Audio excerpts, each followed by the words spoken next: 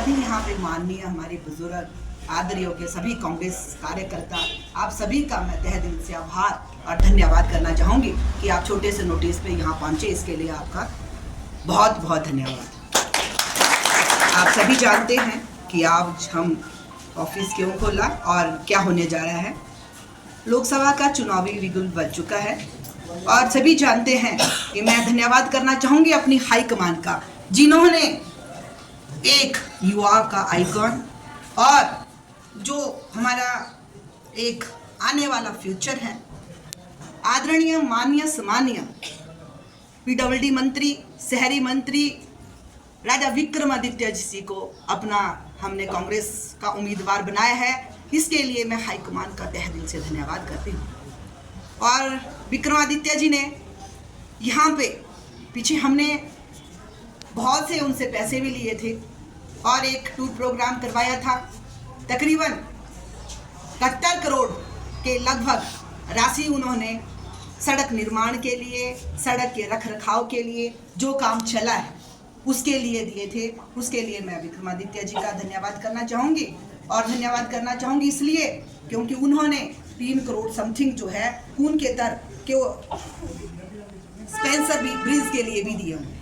ये हमारे पास है क्योंकि कुछ लोग जो यहाँ पे राजनीति करने आते हैं और पारिवारिक रोटियां सेक रहे हैं और जो 1993 से लेकर आज तक लोगों को गुमराह कर रहे हैं।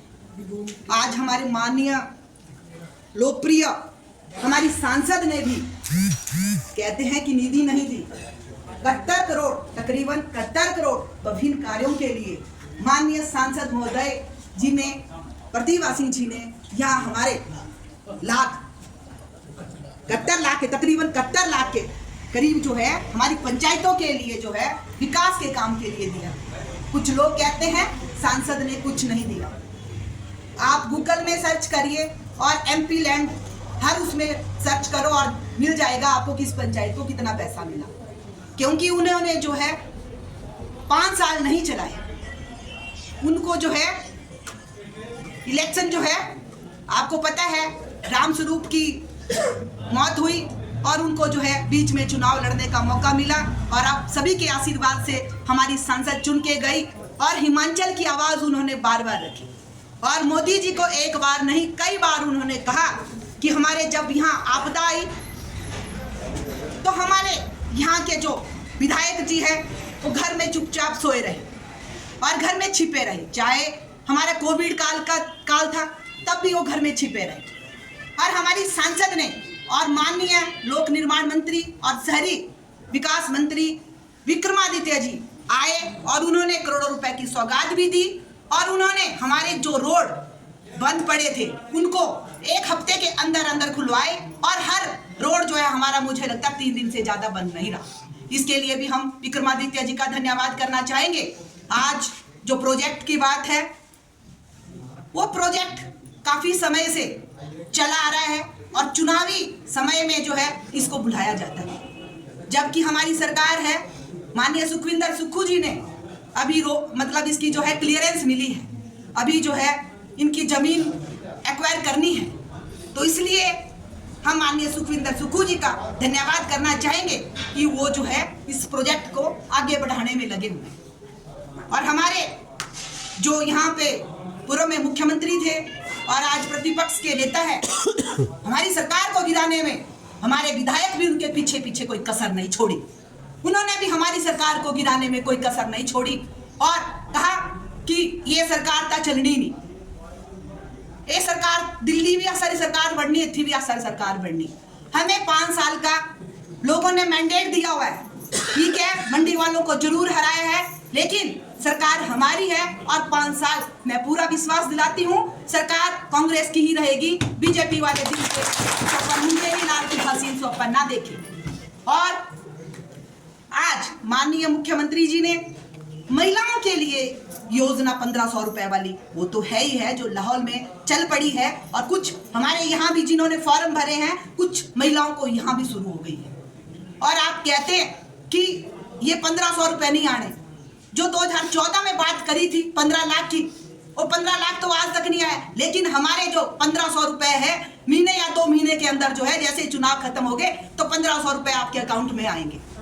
और उसी तरह आज जो विधवा है, जो मेरी बहनें विधवा है, उनको घर की जो मुश्किलात होती थी, जो IRDP में नहीं आती थी, IRDP हो चाहे नहीं हो, जो मेरी विधवा बहन होगी उनको 3 लाख जो है घर बनाने के लिए योजना, ये माननीय सुखविंदर सुक्खू जी का एक बहुत बड़ा योगदान है इसमें कि उन्होंने हर महिलाओं के लिए इस योजना का प्रावधान किया, चाहे वो गरीब घर से हो चाहे अमीर घर से हो, पर विधवा जो है उनके लिए घर की योजना दी। और एक अनाथ बच्चों के लिए जो सुख आश्रय योजना, जिनके माँ बाप नहीं है उनको सरकार उनकी माँ बाप है, और 27 साल तक जो है सरकार उनका पूरा खर्चा उठाएगी, चाहे वो घूमने फिरने का है, चाहे उन्हें डॉक्टर बनना है, चाहे उन्होंने इंजीनियर बनना है। हर महीने उनको 4000 रुपए पॉकेट खर्चा भी मिलेगा, जैसे हम अपने बच्चों को देते हैं। तो ये इसके लिए भी धन्यवाद करना चाहते हैं हम माननीय मुख्यमंत्री जी का। और आपदा आई, बीजेपी के विधायक तो अपनी निधि से एक तिरपाल तक नहीं खरीद पाए।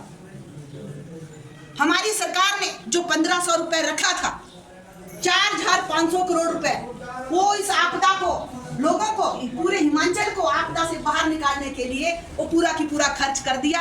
जहां 1 लाख रुपए घर बनाने के लिए होता था, वहां 7 लाख रुपए माननीय मुख्यमंत्री जी ने कहा 1 लाख से घर नहीं बनता है, तो माननीय मुख्यमंत्री जी ने 7 लाख रुपए दिया। पहली किस्त हमारे इलाके में भी बहुत से लोगों को। इसी तरह से हरित क्रांति है, इसी तरह से OPS, जिसको 1500 रुपए मिलते थे पेंशन, आज उनको जो है 25,000 रुपए मिल रहे हैं। तो बहुत सी महिलाओं के भी सोशल मीडिया में आपने वीडियो देखी होगी कि आज हमें 25,000 मिल रहे थे, 1500 का नहीं, गुजारा नहीं होता था। तो मतलब हम, जैसे आप देख रहे हैं राजस्थान में हुआ था, लेकिन राजस्थान में बीजेपी की सरकार आई, उन्होंने OPS वापस ली, तो वहां पे पेंशन नहीं मिल रही है। आज बात कर रहे हैं बड़ी बड़ी, आज हमारे बीजेपी के विधायक 1993 से लेकर आज तक सत्तासीन है, लेकिन पंडों से लेकर खून के दर तक आज तक कितने पुल लगे। मैं उनसे 3 सवाल करना चाहती हूँ। राज्यसभा के सांसद भी रहे, उन्होंने क्या कर लिया? वो वेटनरी मंत्री रहे, उन्होंने कौन सा यहाँ पे कॉलेज या यूनिवर्सिटी खोल दी? पंचायती राज मंत्री रहे, उन्होंने क्या कर लिया? स्पोर्ट्स मंत्री रहे, उन्होंने स्पोर्ट्स का यहाँ कुछ खोला भी? कुछ नहीं खोला। और कहते हैं चंपा ठाकुर क्या कर रही है। मैं विधायक होती तो मैं बताती कि विधायक क्या कर सकता है। मैं तो एक मात्र जिला परिषद मेंबर हूँ, वो भी अभी मात्र 1.5 साल के लिए। जो मेरे पास निधि होती है उससे 3 गुना निधि मैं सरकार से खींच कर लाती हूँ और जगह जगह देती हूँ। और हम यह नहीं है कि हम हार गए तो घर बैठ गए, वो जीत के भी घर बैठते हैं। हम हार के भी आपके सुख दुख में शरीक होते हैं। आपका दुख मेरा दुख, आपकी खुशी मेरी खुशी। जब तक मेरी सांस है तब तक मैं तुंगल हल्के की सेवा करती रहूंगी, क्योंकि आपने मुझे ब्याह के लाया हुआ है। आपकी बहू हूं मैं यहाँ की। उन्होंने बहुत बेइज्जती कर ली, दोनों ने क्या क्या नहीं कहा। मुझे कहा बात नहीं करनी आती, मुझे कहा किसी को थप्पड़ मार दिया, मुझे कहा कर्मचारियों को धमकाती है। आज जो हर मंच से कहते थे कि मेरे काम जो है व्हाट्सएप पे होते हैं, तो आज व्हाट्सएप पे कहिए कि कांग्रेस सरकार को वोट दे। दोगली नीति नहीं होनी चाहिए। आज जो कहते हैं एसडीओ मेरा, एक्सिन मेरा, एसडीएम मेरा, व्हाट्सएप में फटाफट सोशल मीडिया में डाल देते हैं कि मैंने लाए। आपने लाए भाई, तो आप ऐसा करिए, कांग्रेस के लिए वोट मांगे, तब हम आपको सच्चे सिपाही मानेंगे। आप इस तरह से बात, दोगली राजनीति मत करें और लोगों को ठगने की बात मत करें। आप एक तरफ कहते हैं मेरे जो है सुक्खू के साथ बड़े अच्छे रिलेशन है, मेरे तो व्हाट्सएप में काम होते हैं, मेरे तो अधिकारी मेरे हैं, कर्मचारी मेरे हैं। चंपा ठाकुर का तो कुछ नहीं है। लोगों को क्यों ठग रहे हैं आप? जब आपकी सरकार थी तब आपको कुर्सी तक नहीं मिलती थी। जब आप पावर मंत्री थे तब तो आप 1 रुपया प्रोजेक्ट के लिए नहीं लाए।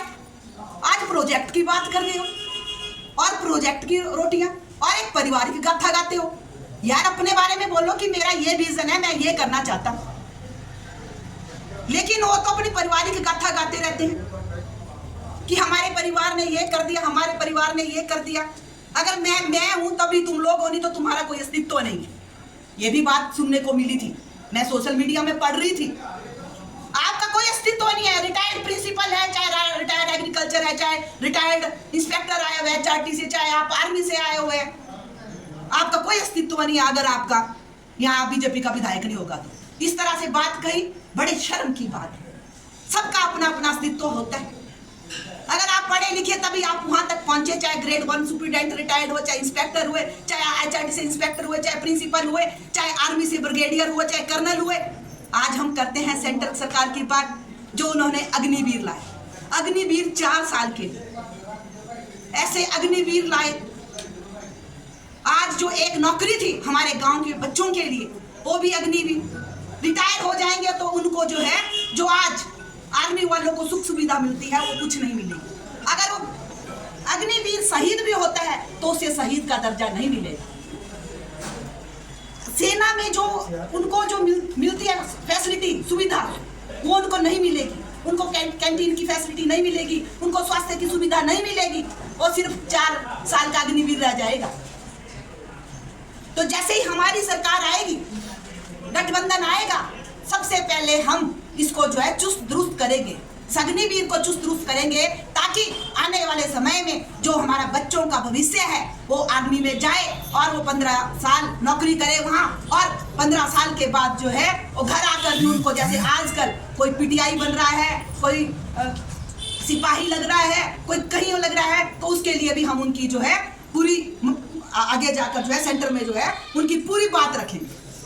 तो इसी तरह से आप सभी का मैं एक बार तहे दिल से दोबारा धन्यवाद करना चाहूंगी, और माननीय मुख्यमंत्री जी का धन्यवाद करना चाहूंगी, जिन्होंने चाहे सुखाश्रय योजना है, चाहे OPS है, चाहे हरित क्रांति है, चाहे बेरोजगारों को रोजगार देने की स्टार्टअप। अगर किसी बच्चे ने टैक्सी लेनी है, 50% जो है हमारी सरकार उनको जो है लोन देगी। अगर 10 लाख की गाड़ी है, 5 लाख सरकार देगी, 5 लाख। उसी तरह से अगर कोई आपने व्यवसाय करना है, कोई दुकान खोलनी है, कोई रोजगार चलाना है, उसके लिए भी हमारी सरकार ने स्टार्टअप के लिए जो है धन देना है।